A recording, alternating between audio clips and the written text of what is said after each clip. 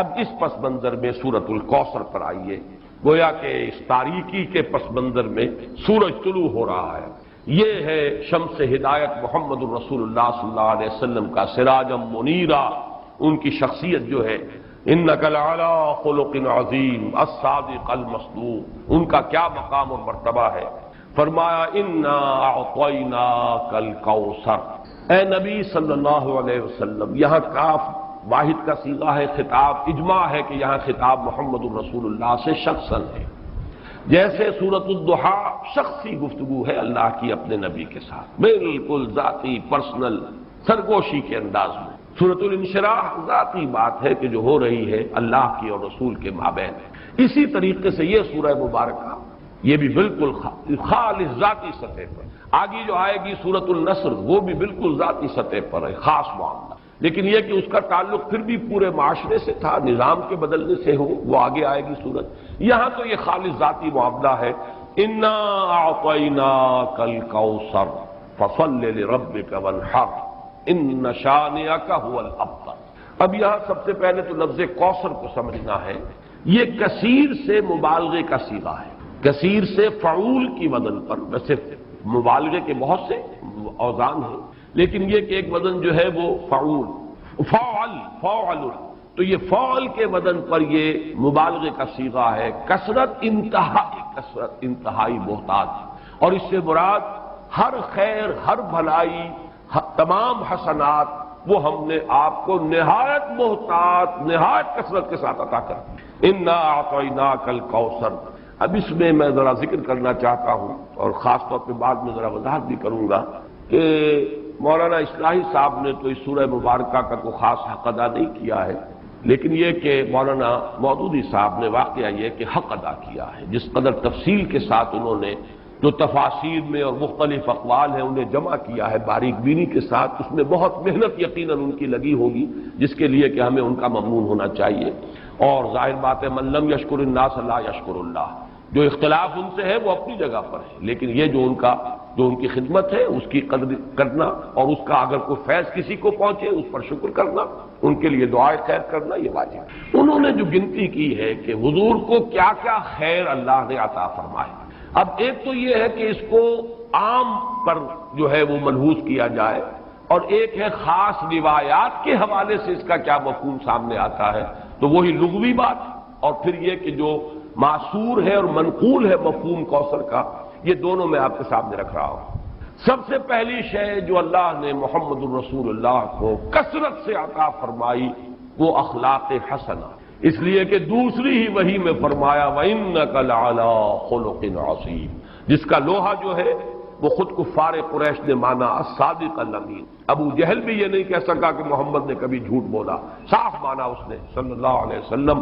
کہ انہوں نے کبھی جھوٹ نہیں بولا۔ پھر یہ کہ سب سے بڑا خیر نبوت اور رسالت، نبوت رسالت رحمت ہے، اور رحمت للعالمین بنا کر محمد الرسول اللہ صلی اللہ علیہ وسلم بھیجے گئے، تو یہ خیر کثیر، یہ خیر جو ہے نبوت اور رحمت، یہ اپنے منطقی انتہا کو پہنچی ہے، اپنے تکمیلی مرتبے کو پہنچی ہے محمد الرسول اللہ صلی اللہ علیہ وسلم کی شخصیت مبارکہ میں۔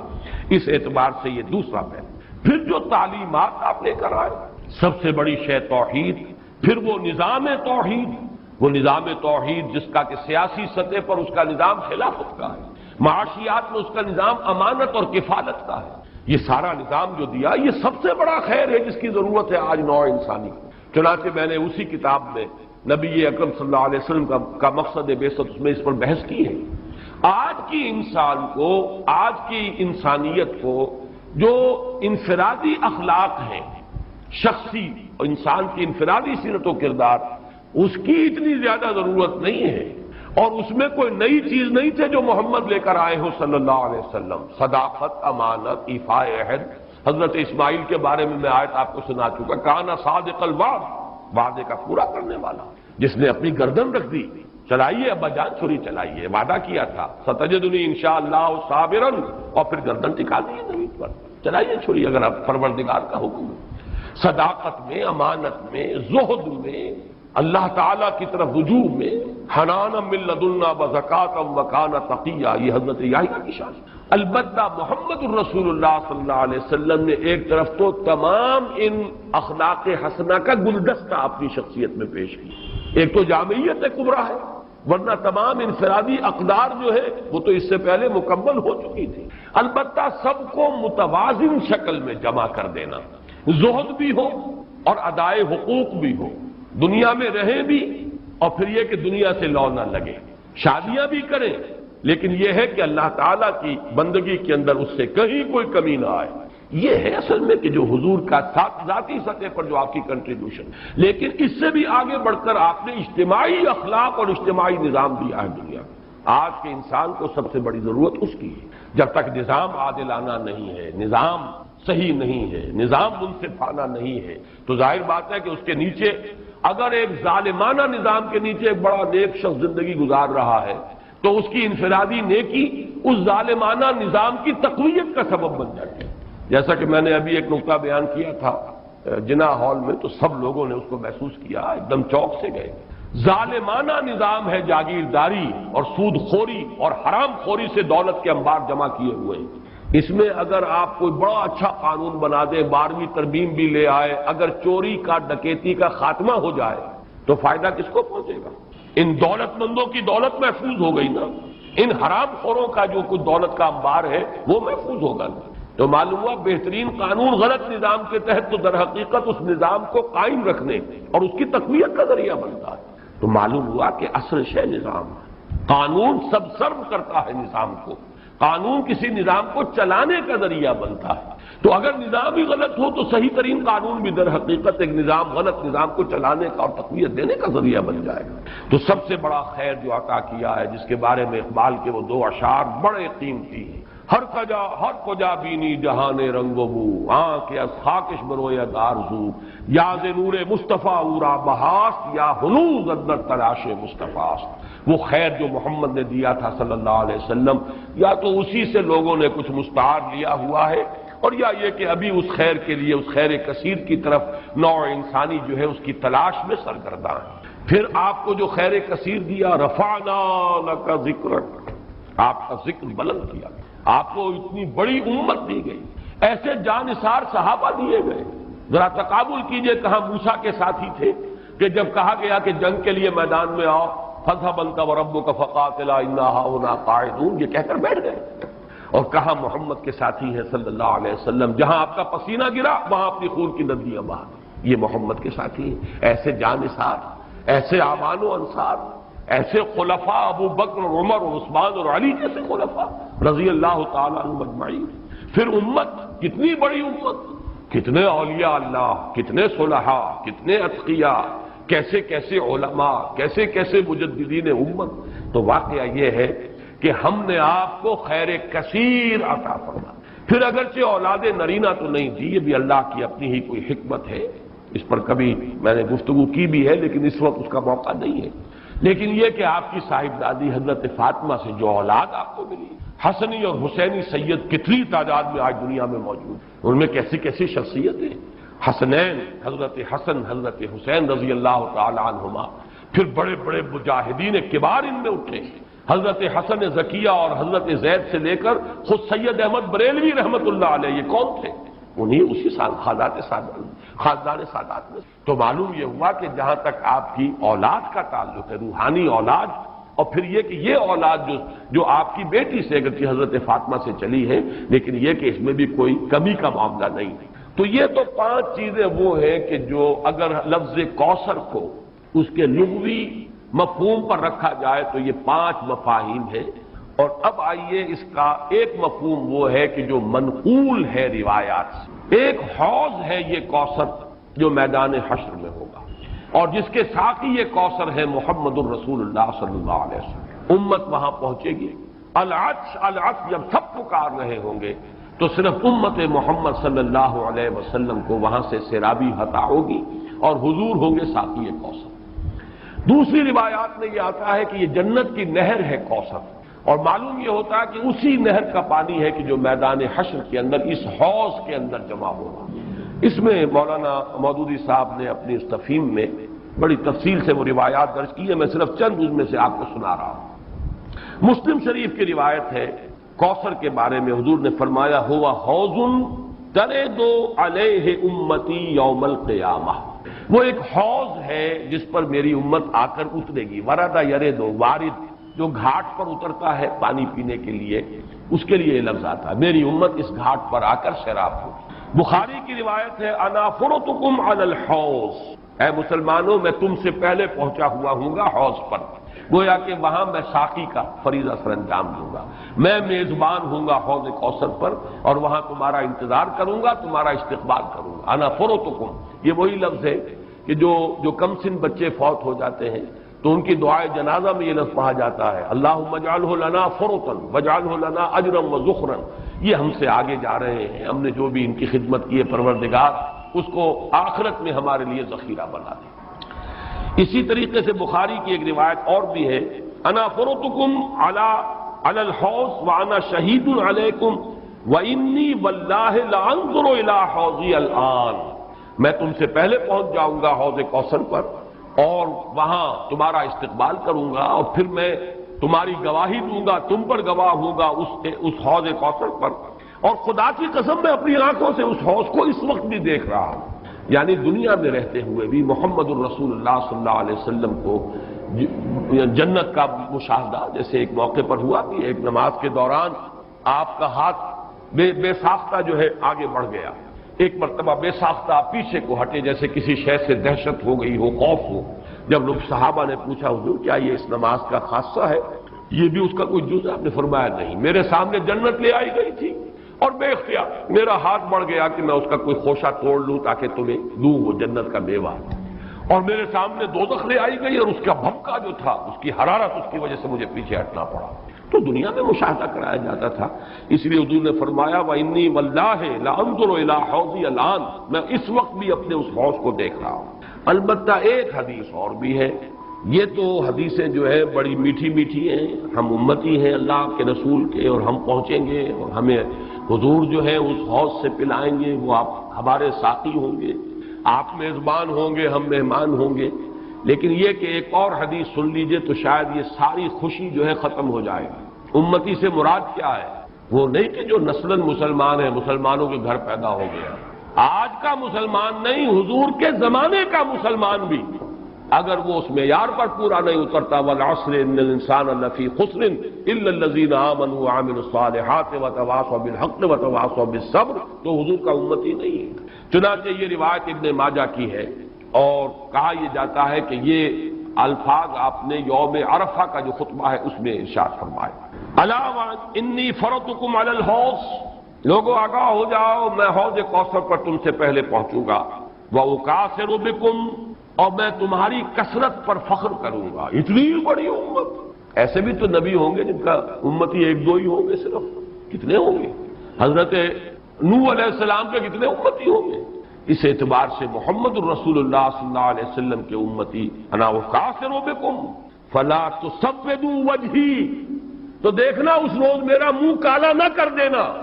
میرا چہرہ جو ہے تمہارے اعمال کی وجہ سے مجھے پشیمانی نہ ہو، میرا چہرہ جو ہے سیاہ نہ کر دے۔ یہ صدمے اور رنج سے جو چہرہ سیاہ ہو جائے، جو قرآن مجید میں آیا یوم تبیض وجوہ وتسود وجوہ، جس دن بہت سے چہرے بہت سے روشن ہوں گے، تر و تازہ ہوں گے، تابناک، اور بہت سے چہروں پر سیاہی تھپی ہوئی ہوگی۔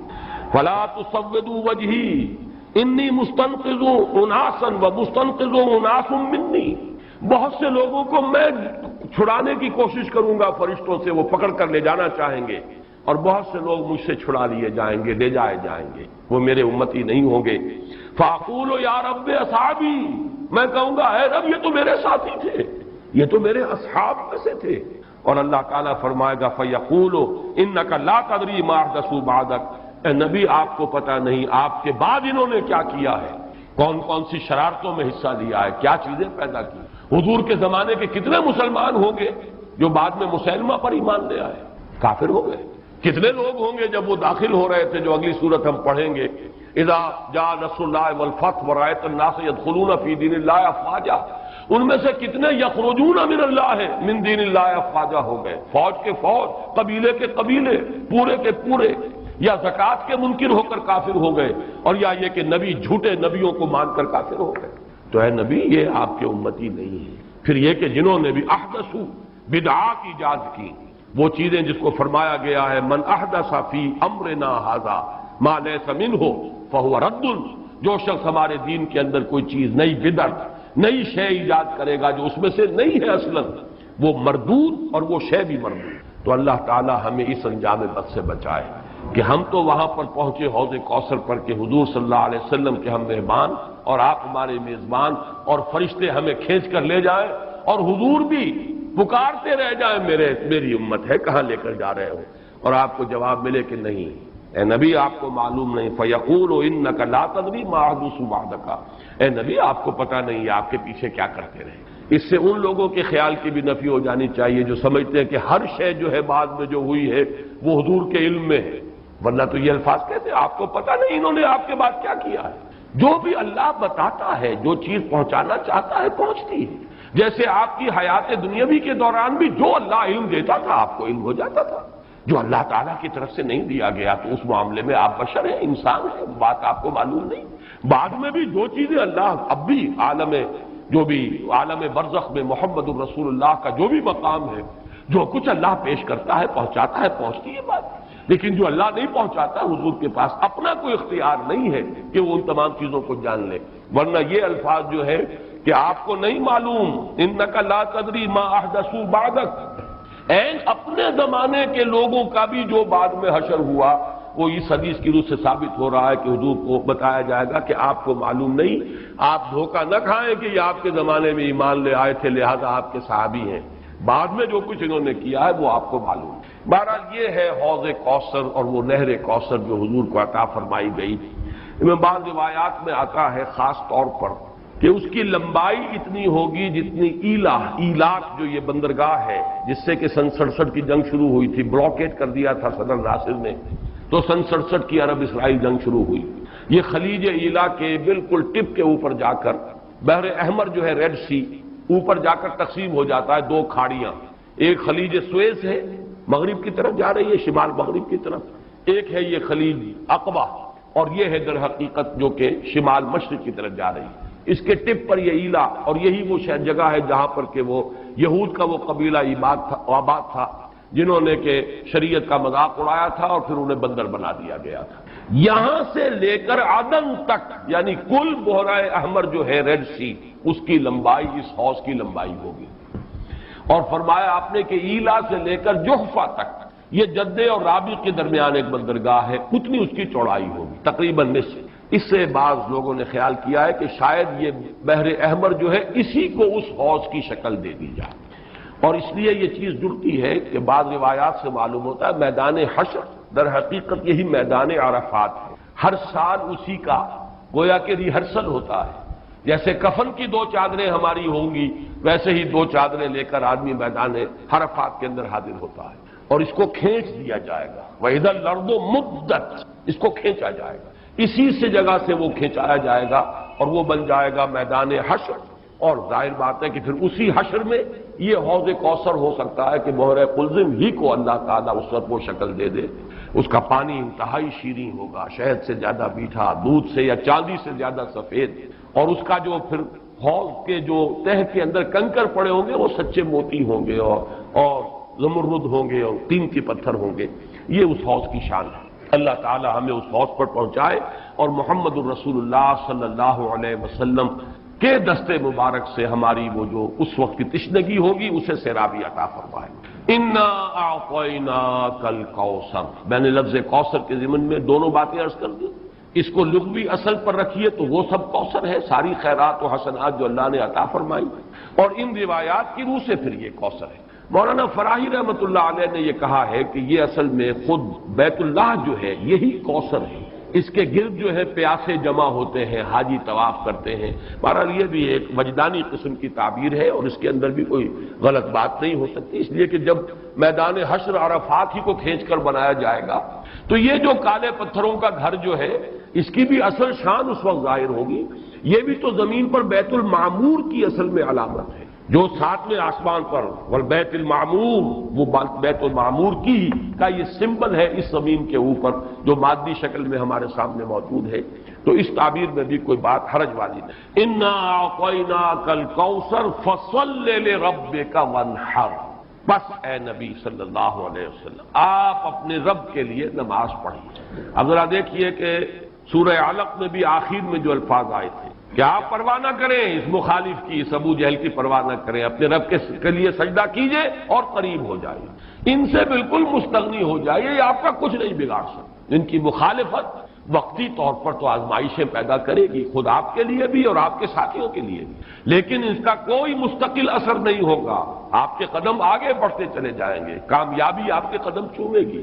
آپ کا یہ دین جو ہے جو اللہ نے آپ کو دے کر بھیجا ہے یہ دین غالب ہوگا، اس کو غلبہ حاصل ہوگا، آپ کی امت کے لیے دنیا میں خیرات و برکات کے جو ہے خزانے کھول دیے جائیں گے۔ بس اپنے رب کے لیے نماز پڑھیے۔ اب یہ یہاں پر مراد نماز سے وہ نماز ہے جو حضور کو عطا ہوئی اور جو حضور کی وساطت سے ہمیں عطا، یہ وہ نماز ہے جس کا نظام ہے یہ 5 وقتہ نماز،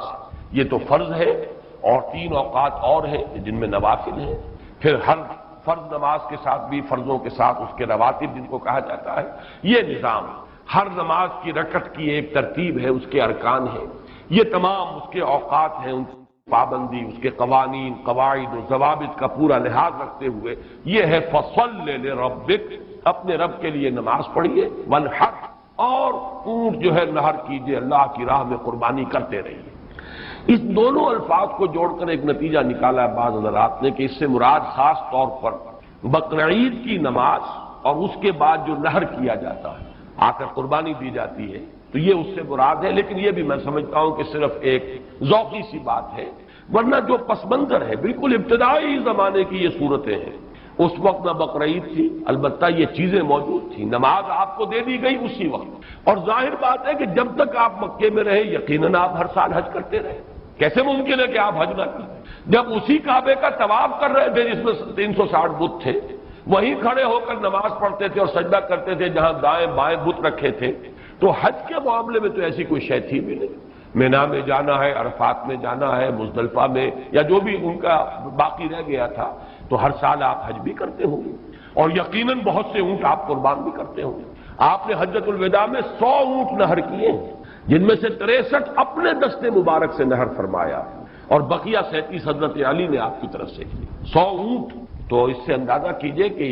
جو ابتدائی دور ہے، یہ صورتیں جب نازل ہو رہی، اس وقت تو حضور کی جو ہے مالی حالت بھی بہت اچھی تھی، حضرت خدیجہ متمول ترین خاتون عرب کی، وہ آپ کے حوالہ عقد میں تھی، اس اعتبار سے یقیناً اس وقت بھی آپ نہر کرتے ہوں گے، اور نہر جیسا کہ میں بیان کر چکا ہوں اس دور میں غریبوں کو کھانا کھلانا، گوشت کا بانٹ دینا، وہ یہ در حقیقت ان کے ہاں سخاوت کا سب سے بڑا مظہر تھا۔ فصل لربک وانحر، تو اے نبی آپ کو شکرانے میں وہ سارا خیر کثیر جو آپ کو عطا ہوا ہے، اسی لیے دیکھیے وہ نماز تہجد جب آپ پڑھتے تھے اور اتنی طویل رکعتیں پڑھتے تھے کہ آپ کے پاؤں متورم ہو جاتے تھے، تو لوگوں نے کہا حضور آپ اپنے اوپر اتنا تشدد کیوں کر رہے ہیں؟ آپ پہ تو اول تو کوئی گناہ ہے نہیں، کوئی آپ کے مقام کے اعتبار سے اگر کسی شے کو کہا جائے کہ کوئی فروگزاشت ہے تو اللہ تعالیٰ اس کی بھی معافی کا اعلان کر چکا، تو پھر آپ کیوں مشقت جھیلتے ہیں؟ تو جواب آپ کا کیا تھا؟ افلا اکون عبدا شکورا، تو کیا میں اپنے رب کا ایک شکر گزار بندہ نہ بنوں؟ میری یہ نماز شکرانے کی نماز، میں اپنے رب کا شکر ادا کر رہا ہوں، اس نے جو مجھے خیر کثیر عطا فرمایا، اب جس درجے کا وہ خیر کثیر ہے اسی درجے کا شکر مجھے اپنی امکانی حد تک ادا کرنا ہے۔ تو فصل لربک وانحر یہاں شکرانے کے طور پر ہے، انا اعطیناک الکوثر فصل لربک وانحر ان شانئک هو الابتر، یقیناً جو آپ کا دشمن ہے وہی ابتر ہے۔ اس ابتر کے لفظ کی مجھے وضاحت کرنی ہوگی۔ شنا، شین، نون اور حمزہ آتا دشمنی کے لیے، ولا یجرمنکم شنآن قوم علی الا تعدلوا اعدلوا هو اقرب للتقوی، کسی دشمنی کسی قوم کی تمہیں آمادہ نہ کر دے کہ تم عدل سے راستہ جو ہے اپنا بدل لو اور دستکش ہو جاؤ، عدل پر رہو، چاہے تمہارا دشمن ہے اس کے ساتھ بھی انصاف کرو۔ تو یہ شان یہ ہے، اس کے معنی دشمن، ان نشانیہ کا ہو الابتر، یقیناً آپ کا دشمن ہی ابتر ہے۔ ابتر کے معنی کیا ہے؟ با تا را کا مادہ آتا ہے بطر، کسی شے سے کٹ جانا. خاص طور پر ایک درخت ہے، اس کی شاخ کٹ گئی، علیحدہ ہو گئی، شاخ بریدہ، ظاہر بات ہے اب اس کے لیے زندگی نہیں ہے. جب تک درخت سے جڑی ہوئی تھی اس کے لیے تر و تازگی تھی، وہ بڑھے گی، اس پر پھل بھی آتا اگر وہ آم کا درخت تھا. اب جب کٹ گئی تو اب وہ سوکھے گی، ختم ہو جائے گی، اس کے لیے کوئی تر و تازگی نہیں ہے، اس کا کوئی شاندار مستقبل نہیں. تو یہ کسی شے سے کٹ جانا، اسی معنی میں قوم سے کٹ جانا، علیحدہ ہو جانا، تنہا رہ جانا. لا تجعلنی فردن، مجھے اکیلا نہ بنا دے. تو یہ جو آتا ہے کہ میں اکیلا نہ رہ جاؤں، اس کے لیے بھی یہ لفظ آتا ہے. اور پھر جس کا ذکر یا جس کا سلسلہ منقطع ہو جائے، جس کے ہاں اولاد نہ ہو، اب نام اس کا کہاں رہے گا، ختم ہو جائے گا. اولاد نہیں ہے وہ بھی ابتر ہے، گویا کہ اس کا ذکر باقی رکھنے والا کوئی نہیں رہا، اس کا نام نہیں رہے گا دنیا میں، اس لیے کہ اولاد نہیں، خاص طور پر اولاد نرینہ. اسی طریقے سے جس جانور کی، جس چوپائے کی دم کٹی ہوئی ہے اسے ابتر کہتے تھے، دم کٹا، اس لیے کہ یہاں بھی کوئی شے کٹی ہوئی ہے اس کے جسم سے. تو یہ مختلف الفاظ ہیں، یہ معنی ہے اس لفظ کے ابتر. اب اس کو نوٹ کیجئے، حضور کو ابتر کہا قریش، کن کن معنی میں کہا اس کی تفصیل میں ابھی آپ سے سنا رہا ہوں، اور اس کا جواب دیا جا رہا ہے کہ یہ آپ کو ابتر کہہ رہے ہیں. اے نبی، در حقیقت یہ ابتر ہوں گے، بلکہ یہ ابتر ہیں. ان شانئک هو الابتر. حضور کو ابتر کس کس معنی میں کہا ہے؟ بالکل اوائل میں جبکہ حضور صلی اللہ علیہ وسلم نے اپنا پیغام شروع کیا ہے تو لوگوں نے کہا بطرا محمد منا. یہ ابن جریر کی روایت ہے، محمد ہم سے کٹ گئے. ہمارا اپنا ایک طریقہ تھا، ہماری تہذیب، ہمارا تمدن، ہماری روایات، ہمارا مذہب، ہمارے عقائد، اب محمد ہم سے کٹ گئے. کٹ گئے تو اس کا مطلب یہ کہ یہ شاخ سوکھ جائے گی. یہ اگر جمعیت کے ساتھ رہتے، پوری اپنی قوم کے ساتھ رہتے تو ان کے لیے بھی شاندار مستقبل تھا. اب ان کا مستقبل بہت تاریک ہے. یہ بالکل ایسی بات ہے جیسے واصل بن عطا، یہ شاگردوں میں سے تھا حضرت حسن بصری رحمۃ اللہ علیہ کے، وہ تابعین میں سے ہیں، ان کا شاگرد اور بڑا ذہین شاگرد. لیکن اس نے مسئلہ تقدیر پر، جبر و قدر پر بحثیں شروع کی. تو جب اس طرح کی باتیں اس نے کہی کہ جو اہل سنت کے شایان شان نہیں، تو پھر حضرت حسن بصری نے اسے اپنے درس سے نکال دیا اور کہا کہ اعتزل عنا، یہ ہم سے علیحدہ ہو گیا، اب اس کا راستہ علیحدہ ہے، اس کا ہم سے کوئی تعلق نہیں. اسی اعتزل عنا سے اعتزال کا مذہب بنا ہے، اور معتزلہ کہلاتے علیحدہ ہو جانے والے لوگ. تو اسی طریقے سے قوم کا پہلا ریئیکشن یہ تھا حضور صلی اللہ علیہ وسلم کے بارے میں کہ بطرا محمد منا، محمد ہم سے کٹ گیا صلی اللہ علیہ وسلم. اسی طریقے سے ایک مرتبہ قریش کی بڑی کوئی چوپال کے اندر ان کی بڑی مجلس تھی، اور کعب بن اشرف جو ہے وہ آیا ہوا تھا، یہودی، مدینہ منورہ سے. اس وقت تک تو یثرب تھا، ابھی کہاں مدینہ منورہ، اس وقت تک تو یثرب ایک بستی تھی، اس کا نام یثرب. وہ تو حضور ہجرت فرما کر گئے تو پھر وہ مدینۃ النبی اور المدینۃ المنورہ بنا ہے. تو وہاں لوگوں نے کہا، حضور کا ذکر کیا، اس نے پوچھا ہوگا کہ سنا ہے آپ کے ہاں کوئی ہے جس نے نبوت کا دعویٰ کیا ہے. تو الفاظ نقل کیے ہیں بزار نے حضرت ابن عباس رضی اللہ تعالی عنہما سے، الا تری الی ھذا الصبی المنبتر، دیکھتے نہیں ذرا تم، الا تری، یہ وہی ارایت الذی، یہ ان کے ہاں تعجب کی بات ہوتی تھی، ذرا دیکھو تو، تعجب بھی تحقیر بھی. یہ ہمارا ایک بچہ ہے. اب دیکھیے بچہ کہہ رہے ہیں، حضور اس وقت 42-43 سال کے ہوں گے، لیکن یہ انداز حقارت ہے، یہ تحقیر. پھر یہ کہ یہ لوگ ہوں گے 60 65 70 کے، یہ بڑے چودھری بیٹھے ہوئے، تو ان کے لیے تو وہ نوجوانی کی جو عمر ہے وہ 42-43 سال، وہ بھی گویا کہ بچہ ہونے کی بات ہے. الا تری الی ھذا الصبی المنبتر من قومہ، جو کٹ گئے اپنی قوم سے، یزعم انہ خیر منا، اور سمجھتا یہ کہ یہ ہم سے بہتر ہے، اس کا دین ہم سے، ہمارے دین سے بہتر، اس کا عقیدہ توحید ہمارے عقیدہ شرک سے بہتر. وَنَحْنُ أَهْلُ الْحَجِيجِ وَأَهْلُ الصَّدَانَةِ وَأَهْلُ السِّقَايَةِ، حالانکہ ہم حاجیوں کا بندوبست کرنے والی قوم ہیں، ان کی میزبانی کرتے ہیں، انہیں پانی پلاتے ہیں. یہ جب الفاظ میں پڑھ رہا تھا آج تو مجھے وہ آیت یاد آئی سورہ توبہ کی، اجعلتم سقایۃ الحاج وعمارۃ المسجد الحرام کمن آمن باللہ والیوم الآخر وجاہد فی سبیل اللہ.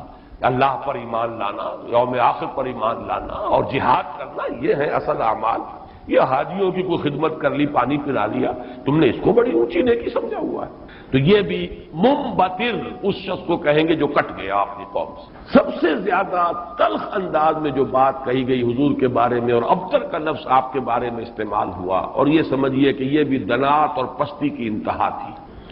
حضور کے دوسرے صاحبزادے حضرت عبداللہ کا جب انتقال ہوا، یہ ذرا نافلہ تعلق کے درجے میں نوٹ کر لیجئے کہ حضور کی صاحبزادیاں اور آپ کو 2 بیٹے، 4 بیٹیاں اللہ نے حضرت خدیجہ کے بطن سے عطا فرمائیں۔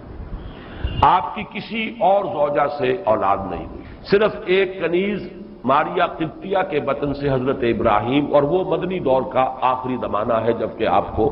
وہ اللہ نے بیٹا عطا فرمایا، وہ بھی کم سنی ہی کے اندر فوت ہو گئے حضرت ابراہیم۔ تو یہ جو ترتیب ہے حضور کی اولاد میں، سب سے بڑے تھے قاسم، اسی لیے ابو القاسم آپ کی کنیت۔ اس کے بعد حضرت زینب، اس کے بعد عبداللہ، حضرت عبداللہ حضور کے دوسرے بیٹے، اور پھر 3 بیٹیاں ام کلثوم اور فاطمہ اور رقیہ رضی اللہ تعالی عنہم وعنہن، ان سب سے اللہ تعالی راضی ہو۔ یہ آپ کی اولاد ہے۔ پہلے قاسم فوت ہو گئے تو چلیے ایک بیٹا عبداللہ ابھی آپ کے پاس تھا، جس رات ان کا بھی انتقال ہو گیا اس کے بعد چرچا ہوا محمد ابتر ہو گئے۔ چنانچہ سب سے زیادہ کمینگی کا مظاہرہ جو ہے ابو لہب نے کیا، پڑوسی تھا حضور کا۔ اب بھی آپ جہاں جاتے ہیں تو حضور کا گھر اور پھر اس کے ساتھ ہی وہ ابو لہب کا گھر جو ہے، اس کے اب تو نشان باقی رہ گئے، صرف باقی اب سب ختم ہوا، بڑے بڑے محل بن گئے ہیں ان کے آس پاس، بڑی عمارتیں بن گئی ہیں۔ ابو لہب دوڑا گیا ہے اسی شب، ادھر انتقال ہوا ہے عبداللہ کا، اور وہ دوڑا ہوا گیا، اس نے جا کے خوشخبری دی، بطر محمد اللیلہ، آج کی رات محمد کی جڑ کٹ گئی، محمد ابتر ہو گیا صلی اللہ علیہ وسلم۔ گویا کہ خوشخبری دے رہا۔ یہ دنات اور پستی کی انتہا ہے۔ اس کو نوٹ کر لیجئے کہ اب آگے چل کر سورۃ اللہب اب دور نہیں رہی ہے، شاید اگلے ہی درس میں ہم 3 صورتیں پڑھیں گے، سورہ کافرون، سورہ لہب اور سورۃ النصر۔ آج جیسے 2 پڑھ رہے ہیں، پچھلے درس میں بھی 2 صورتیں پڑھی تھی، اگلے درس میں 3 صورتیں پڑھیں گے انشاءاللہ العزیز۔ بدترین انسان، ارذل الخلائق جو تھا حضور کے دشمنوں میں، وہ ابو لہب تھا، قریب ترین عزیز، حضور کا سگا چچا، لیکن یہ کہ بدترین دشمن، اور دشمن بھی دشمن میں فرق ہے۔ خدا پنج انگوش یکساں نہ کر، نہ ہر زن زنستو نہ ہر مرد مرد، خدا پنج انگوش یکساں نہ کر۔ آپ کے موافقین اور مومنین بھی برابر نہیں تھے، کہاں حضرت ابو بکر رضی اللہ تعالی عنہ، کہاں اس دور کے کوئی عام صحابی، پھر آپ کے دشمن بھی برابر نہیں تھے۔ تو بدترین دشمن یہ ابو لہب ہے، اور اندازہ کیجئے اس کی دنات کا کہ بطرا محمد اللیلہ، آج کی رات محمد کی جڑ کٹ گئی، ابتر ہو گئے محمد، معاذ اللہ۔ یہی لفظ کہے تھے پھر عاص ابن وائل سہمی، جو آپ کے دشمنوں میں سے، مخالفین میں سے بہت بڑا چودھری تھا، ان محمد ابتر، اب تو محمد ابتر ہو گئے، ان کی جڑ کٹ گئی۔ لا ابن لہ یقوم مقامہ بعدہ، ان کا کوئی بیٹا رہا ہی نہیں کہ جو ان کی جگہ، ان کے مقام پر، ان کی جگہ پر کھڑا ہو، جانشین بنے، ان کے مشن کو آگے لے کر چلے۔ فَإِذَا مَاتَ انقطع ذِكْرَهُ، جب محمد اب فوت ہو جائیں گے تو ان کا ذکر بھی منقطع ہو جائے گا۔ یہ وہ ابتر کا مفہوم جس کا کہ تقابل ہم کریں گے، اِنَّا وَرَفَعْنَا لَكَ ذِكْرَكَ، وہ کہہ رہے تھے کہ ذکر منقطع ہو جائے گا، اور سورۃ الانشراح میں اللہ کی طرف سے نوید آئی، وَرَفَعْنَا لَكَ ذِكْرَكَ، ہم نے تو آپ کا ذکر بہت بلند کر دیا۔ تو یہ ہے اِنَّ شَانِئَكَ هُوَ الْأَبْتَرُ، اے نبی آپ ابتر نہیں ہوں گے، آپ کو تو ہم نے خیر کثیر عطا فرمایا، آپ کا ذکر بلند کیا، آپ کی مانوی اولاد، آپ کی امت، کتنے بڑے بڑے اولیاء اللہ، صوفیاء، اہل اللہ، اتقیاء، صلحاء، مجددین، علماء، جن کے بارے میں علماء امتی کا انبیاء بنی اسرائیل، وہ سب آپ کی مانوی اولاد۔ پھر آپ کی صاحب دادی حضرت فاطمہ سے جو اولاد چلے گی، اس کا جو مقام و مرتبہ دنیا میں ہوگا، تو آپ ابتر نہیں ہیں معاذ اللہ۔ جیسے سورہ نون کے شروع میں فرمایا، نون والقلم وما یسطرون ما انت بنعمت ربک بمجنون، اور کچھ دنوں کے بعد دیکھ لیں گے کہ کون مجنون تھا، محمد مجنون تھے معاذ اللہ، یا ابو جہل مجنون تھا اور پاگل ہو گیا تھا، اس کی مت ماری گئی تھی۔ فَسَتَنظُرُ وَيَنظُرُونَ بِأَيِّكُمُ الْمَفْتُونُ، یہ میں بھول رہا ہوں آیت، آپ بھی دیکھ لیں گے اور یہ بھی دیکھ لیں گے کہ کون تھا جو کہ بچل گیا تھا اور جس کی مت ماری گئی تھی۔ اسی طرح یہاں فرمایا اِنَّ شَانِئَكَ هُوَ الْأَبْتَرُ۔ درس تو مکمل ہوا، اب ذرا بعض ضمیمیں ہیں ان کا چونکہ آئندہ کے درس سے بھی تعلق ہے، اور جیسے میں نے مولانا فراہی رحمۃ اللہ علیہ کے بارے میں اپنے پچھلے درس میں کچھ عرض کیا تھا کہ اگرچہ ان کا بہت اونچا مقام ہے میری نگاہ میں، لیکن وہ سائنٹیفک ریشنلزم سر سید کی صحبت کی وجہ سے اور ان کے زیر اثر آنے کی وجہ سے کسی نہ کسی درجے میں متاثر ہو گئے تھے، جو سورہ فیل میں انہوں نے تمام جو مفسرین اور تمام معصور جو تفسیر ہے اس کو چھوڑ کر ایک علیحدہ رائے اختیار کی۔ اسی طرح چند باتیں آج میں عرض کرنا چاہتا ہوں۔ ایک تو یہ جو صورتیں اس وقت ہم پڑھ رہے ہیں، ان میں سے تقریباً تمام صورتوں کے بارے میں مکی اور مدنی ہونے کا اختلاف موجود ہے، حالانکہ اکثر و بیشتر کے نزدیک اجماع امت اور اجماع مفسرین کے نزدیک یہ ساری صورتیں جو ابھی تک ہم نے پڑھی ہیں یہ مکی ہیں، لیکن مدنی کی روایات بھی موجود ہیں۔ خاص طور پر اس سورہ مبارکہ کے بارے میں تو ایک ایسی روایت ہے جو مسلم شریف میں بھی ہے، مسند احمد میں بھی ہے، سنن ابی داؤد میں بھی ہے، سنن نسائی میں بھی ہے، اور حضرت انس رضی اللہ تعالی عنہ سے مروی۔ حضرت انس حضور کے خادم خاص رہے مدنی دور میں۔ اب ظاہر بات ہے وہ واقعہ بیان کر رہے ہیں۔ وہ کہتے ہیں کہ ایک روز حضور ہمارے مابین تشریف فرما تھے اور کچھ گفتگو ہو رہی تھی، اچانک کچھ آپ کو ایک خاص اونگ کی سی کیفیت آپ پر طاری ہوئی، یعنی آپ نے آنکھیں بند کی اور اس کے بعد آپ نے آنکھیں کھولی تو آپ کے چہرے پر مسکراہٹ تھی، تبسم تھا۔ ہم نے پوچھا کس بات پر؟ آپ نے فرمایا کہ مجھ پر سورت نازل ہوئی ہے، اور پھر بسم اللہ پڑھ کر آپ نے انا اعطیناک الکوثر فصل لربک وانحر ان شانئک هو الابتر یہ سورہ مبارکہ سنا۔ اب یہ روایت اتنی قوی ہے کہ اس کی بنا پر کچھ حضرات کی رائے ہے، اکرمہ اور مجاہد اور قتادہ، اور اس کو امام مسلم نے بھی تسلیم کیا، اور الاتقان میں امام سیوطی نے بھی اسے مدنی صورت قرار دیا، جبکہ حضرت ابن مردویہ سے یہ مروی ہے کہ ابن عباس، عائشہ اور ابن زبیر رضی اللہ تعالی عنہم یہ سب کے سب اسے مکی قرار دیتے ہیں، اور جمہور مفسرین نے اسے مکی قرار دیا ہے۔ میں نے خاص طور پر آج بات اس لیے بیان کی ہے کہ ان چھوٹی صورتوں کے بارے میں اکثر و بیشتر کے بارے میں اختلاف ہے، نمبر ایک۔ نمبر دو یہ کہ اصل میں اس میں جو تعویل ہو جاتی ہے، اور بہت سی صورتوں کے بارے میں کہا گیا یہ 2 دفعہ نازل ہوئی، سورہ اخلاص مکے میں بھی نازل ہوئی، مدینے میں بھی نازل ہوئی، فلاں سورت مکے میں بھی نازل ہوئی، مدینے میں بھی نازل ہوئی۔ یہ دو دفعہ کے نزول کا مطلب کیا ہے؟ ہوتا یہ تھا کہ قرآن مجید ظاہر بات ہے کہ اس طریقے سے مصحف کی شکل میں تو موجود تھا ہی نہیں، کسی کچھ صورتیں یاد ہیں، کسی کو کچھ صورتیں یاد ہیں، ابھی پورا قرآن نازل بھی نہیں ہوا۔ یہ تو یوں سمجھیے کہ مدنی کے دور کے بھی انتہا پر جا کر پورا قرآن بنے گا، تو وہ اتنا چرچا نہیں تھا لوگوں کے مابین۔ اور وہ صورتیں کہ جو مکی دور میں نازل ہوئی تھیں، جب وہ حالات و واقعات ایسے ہوتے تھے مدنی دور میں بھی کہ جن پر ان صورتوں کے مضامین کا انطباق ہوتا تھا، تو حضور اس وقت جب پڑھتے تھے تو لوگ یہ سمجھتے تھے یہ ابھی نازل ہوئی، حالانکہ وہ اصل میں مکے کے دور میں نازل ہو چکی۔ لیکن یہ کہ جیسے کہ انطباق ایسا ہو جاتا ہے، وہ واقعہ بہت ہی مشہور ہے کہ سورہ آل عمران میں وہ آیت موجود ہے وما محمد الا رسول قد خلت من قبلہ الرسل افإن مات او قتل انقلبتم علی اعقابکم۔ لیکن جب حضور کا انتقال ہوا ہے اور حضرت عمر پر ایک جذباتی کیفیت طاری ہوئی اور تلوار کھینچ کر آپ بیٹھ گئے کہ جو کہے گا کہ محمد کا انتقال ہو گیا اس کی گردن اڑا دوں گا، پھر حضرت ابو بکر آئے، سیدھے گئے حجرہ عائشہ میں۔ حضرت عائشہ ان کی اپنی صاحبزادی ہے، وہاں تو کوئی حجاب نہیں، پردہ نہیں، حضور کا جسد مبارک وہاں تھا اور چادر پڑی ہوئی تھی اوپر، چادر ہٹائی، پیشانی مبارک پر بوسہ دیا۔ آپ نے وہاں الفاظ بھی کہے کہ اللہ آپ پر 2 موتیں جمع نہیں کہے گا، بس یہ موت تھی جو آ گئی، اب تو حیات ہی حیات اور حیات طیبہ ہے۔ باہر آ کر اب آپ نے خطبہ دیا،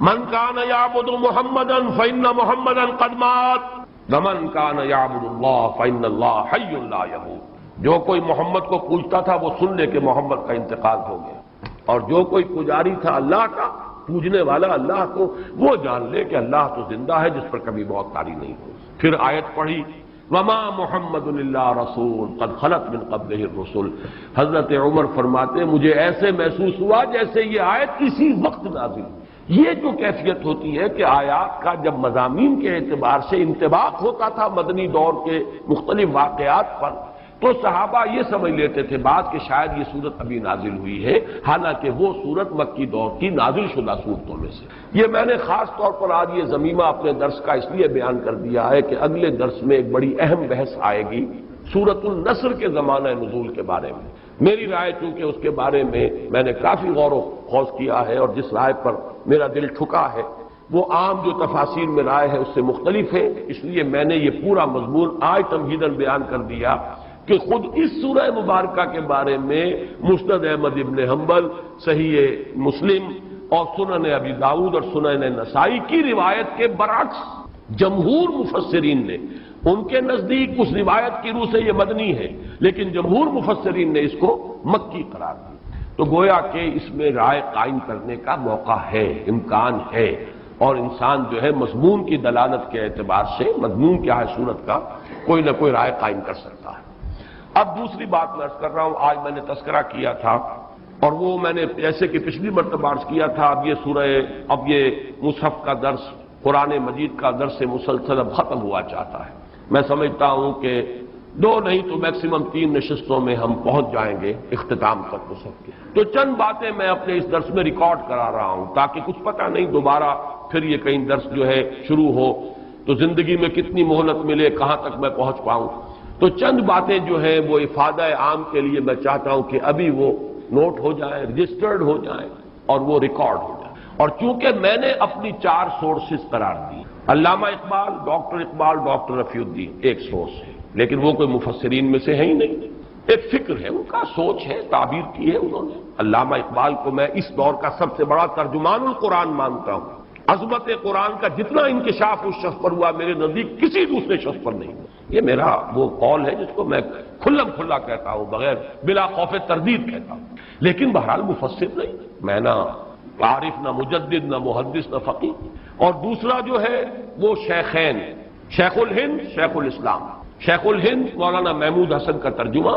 اور شیخ الاسلام مولانا شبیر احمد عثمانی کے حواشی، یہ غربت الوثقی ہے جس کو میں نے مضبوطی سے تھاما ہے۔ سلف کے ساتھ میرا رشتہ اس حدیث اور اس ترجمے اور تفسیر کے حوالے سے قائم ہے، اسلاف کے ساتھ میں جڑا ہوا ہوں، یہ الغربت الوثقی اس کی وضاحت میں کر چکا، لیکن استفادہ زیادہ جو میں نے کیا ہے وہ دوسرے 2 شعبے ہیں، مولانا فراہی اور ان کے شاگرد مولانا اصلاحی، مولانا ابوالکلام آزاد اور ان کے مانوی جانشین مولانا سید ابو العلا مودودی۔ ان میں سے 2 حضرات کے ساتھ میری طویل ایسوسیشن رہی ہے، جماعت اسلامی کے ساتھ مولانا مودودی کے ساتھ، پھر مولانا اصلاحی صاحب کے ساتھ اس سے بھی طویل۔ اس پہلو سے میں ان دونوں کے مابین جو بھی کوئی ربط اور تعلق ہے یا جہاں جہاں مجھے اختلاف ہوتا ہے میں اس کو خاص طور پر بیان کر دیتا ہوں، وہ کسی قد کی وجہ سے نہیں ہے بلکہ اس لیے کہ چونکہ میں نے ان سے بہت کچھ فیض حاصل کیا، لہذا جہاں مجھے ان کی کسی رائے سے اختلاف ہے اسے میں نوٹ کروا دیں تاکہ وہاں میری رائے جو ہے یہ نہ سمجھی جائے کہ میری رائے بھی وہی ہے جو مولانا مودودی کی ہے یا مولانا اصلاحی کی۔ بہرحال اس وقت جو بات مجھے نوٹ کرانی ہے وہ یہ ہے، کیونکہ میں نے آج کہا تھا کہ تفسیر سورہ کوثر کا جب میں نے تقابلی مطالعہ کیا مولانا اصلاحی صاحب نے تو کچھ بھی نہیں لکھا اور کوئی اس پر محنت نہیں کی، کوئی حق ادا نہیں۔ مولانا فراہی کی کچھ چیزیں نقل کی جیسے سورہ فیل میں نقل کی ہیں اسی طریقے سے سورہ کوثر میں نقل کر دی، لیکن یہ کہ مولانا مودودی نے تفہیم میں واقعہ یہ کہ حق کیا ہے، بڑی محنت کی، ساری معلومات جمع کر دی۔ البتہ ان دونوں میں جو ایک فرق و تفاوت ہے اس کے اعتبار سے 2 پوائنٹ نوٹ کر لیں۔ مجھ سے بہت سے لوگ مشورہ مانگتے ہیں کہ آپ کون سی تفسیر ریکمنڈ کرتے ہیں، تو میں ہمیشہ یہ کہا کرتا ہوں کہ مولانا مودودی کی تفہیم اگر صرف آپ پڑھتے ہیں تو حواشی جو ہے شیخ الہند کے اور شیخ الاسلام کا ترجمہ اور حواشی وہ ضرور شامل کر لیجیے۔ تدبر قرآن پڑھتے ہیں تو اس کے ساتھ بھی اس کو ضرور شامل کیجیے۔ اس کی کیا وجہ ہے؟ یہ دونوں تفسیریں چاہے تفہیم القرآن ہو چاہے تدبر قرآن ہو، دین کا جو باطنی پہلو ہے، تصوف کی جو چاشنی ہے، اس سے یہ دونوں تفسیریں بالکل خالی ہیں، قائل ہی نہیں۔ جب قائل نہیں تو ادھر ان کی توجہ نہیں ہوئی، ان حقائق پر نگاہ نہیں گئی۔ موتی ہیں بکھرے ہوئے ہیں لیکن یہ کہ آپ کی توجہ نہیں ہے، آپ کو نظر نہیں آگے کہ موتی بکھرے ہوئے ہیں۔ مولانا مودودی کا بھی وہ مزاج نہیں، مولانا اصلاحی صاحب کا بھی وہ مزاج نہیں، بلکہ مولانا اصلاحی صاحب زیادہ ہی سخت ہے۔ اس اعتبار سے ان دونوں کی تفسیروں کے اندر یہ پہلو جو ہے، ایک پہلو بہت ہی یہ سمجھیے کہ یعنی نظر انداز ہو گیا ہے، اس پہلو سے وہاں بڑی کمی ہے۔ اس کمی کو پورا کرنے کے لیے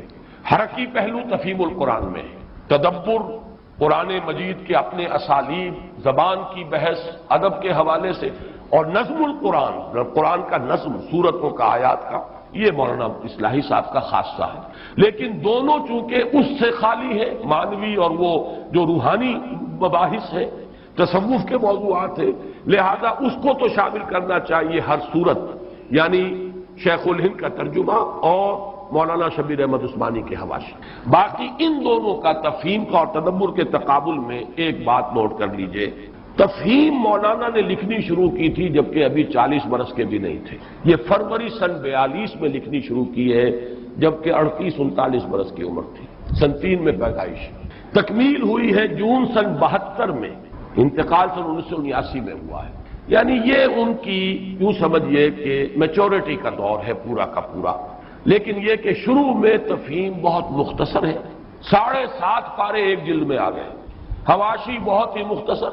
کوئی گہرائی نہیں، کوئی تفصیل نہیں، کوئی شدید محنت نہیں۔ البتہ جیسے جیسے آگے بڑھے ہیں جوہر کھلے ہیں، تاریخی پس منظر ہر صورت کا بہت خوبصورت بیان کیا ہے۔ پھر یہ کہ اقوال جو ہے ہمارے اسلاف کے انہیں جمع کرنے کی بڑی محنت کی ہے، چنانچہ آپ دیکھیں گے کہ یہ آخری جلد جو ہے میرے نزدیک تفہیم کی آخری جلد سب سے زیادہ قیمتی۔ اس کے برعکس معاملہ اصلاحی صاحب کا ہے۔ اصلاحی صاحب نے سن 58 میں شروع کی تدبر قرآن، جبکہ ان کی عمر اس وقت 54 برس کی تھی، ختم کی ہے سن 1980 میں جبکہ 76 برس کے ہو چکے تھے۔ ان کے ہاں آپ کو یہ نظر آئے گا پہلی جلد ان کا ماسٹر پیس ان کا جو ہے پہلی جلد ہے، اور پہلی جلد جو ہے یوں سمجھ لیجئے کہ تقریباً 10 سال میں لکھی ہے۔ بعد میں معلوم ہوا ہے کہ وہ جلدی کے اندر اور وہ محنت نہیں کر سکے ہیں۔ پھر جیسا کہ آخری صورت کی جو آخری پارے کی صورتوں میں آ کر تو مجھے شدید مایوسی ہوئی، جو وہ پہلو ہے مستقل تصوف کے اور باطنی اور ایمانی حقائق، وہ تو خیر پورے ہی اس تدبر قرآن کے پورے سلسلے کے اندر وہ ڈیفیشنسی ہے، لیکن آخری جلد پر آ کر تو مجھے بہت مایوسی ہوئی ہے۔ معلوم ہوتا ہے بس تیزی سے مکمل کرنے کا اور اس کے اندر کوئی جو محنت جو ہے اس کا مادہ مجھے نظر نہیں آتا۔ تو یہ میرا تجزیہ ہے ان دونوں کا، میں دونوں سے مستفید ہوتا ہوں، کسی شے میں بھی لکیر کا فقیر نہیں۔ حرکت اقامت دین کی جد و جہد، انقلابی ایک عمل اور اس کا پروسیس، اس کا تاریخی پس منظر، یہ تفہیم کا خاص پہلو ہے۔ اور خود جیسے کہ کوئی مائکروسکوپ فوکس کر دی جائے گہرائی میں قرآن مجید کے اترنے کے لیے، یہ اس کا نظم کلام اور یہ جو بھی اس کا ربط ہے، اس کے اعتبار سے مولانا فراہی اور مولانا اصلاحی صاحب کا بہت اونچا مقام ہے۔ باقی میں نے عرض کر دیا دونوں تفسیریں ڈیفیشنٹ ہیں ان موضوعات کے اعتبار سے جن کا عنوان تصوف ہے، جو میرے نزدیک ایمان ہی کی بلند ترین چوٹی کا نام ہے احسان، ان تعبد اللہ کانک تراہ فإن لم تکن تراہ فإنہ یراک،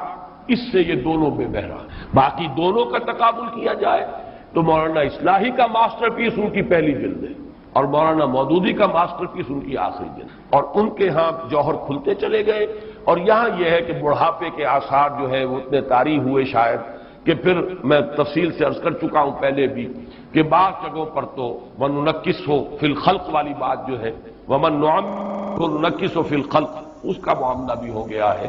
بہرحال جس کو بھی اردو زبان کی تفسیروں سے استفادہ کرنا ہو، میرے نزدیک تفہیم بھی اس کے لیے لابد منہ ہے، تدبر قرآن بھی اگر وہ زیادہ گہرائی میں جانا چاہتا ہے بہت مفید ہے، لیکن ان دونوں کے ساتھ